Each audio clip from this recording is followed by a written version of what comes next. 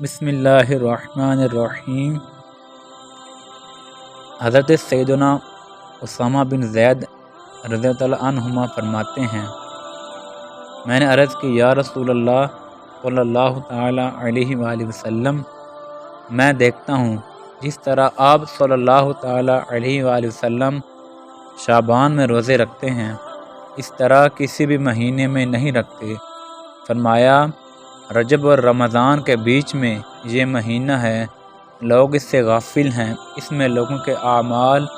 اللہ رب العالمین عز و جل کی طرف اٹھائے جاتے ہیں، اور مجھے یہ محبوب ہے کہ میرا عمل اس حال میں اٹھایا جائے کہ میں روزہ دار ہوں۔ حضرت سیدنا عائشہ صدیقہ رضی اللہ عنہما فرماتی ہیں،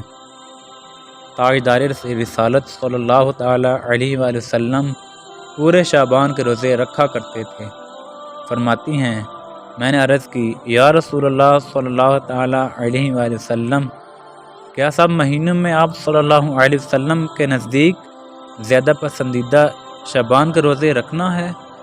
تو محبوب رب العباد صلی اللہ تعالیٰ علیہ وآلہ وسلم نے ارشاد فرمایا، اللہ عز و جل اس سال مرنے والے کی ہر جان کو لکھ دیتا ہے، اور مجھے یہ پسند ہے کہ میرا وقت رخصت آئے اور میں روزہ دار ہوں۔ بخاری شریف میں ہے، حضرت سیدنا عائشہ صدیقہ رضی اللہ عنہما فرماتی ہیں کہ رسول اللہ صلی اللہ تعالیٰ علیہ وآلہ وسلم شعبان سے زیادہ کسی مہینے میں روزے نہ رکھا کرتے، بلکہ پورے شعبان ہی کے روزے رکھ لیا کرتے تھے۔ فرمایا کرتے،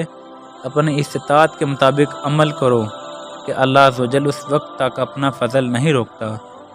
جب تک تم اکتا نہ جاؤ۔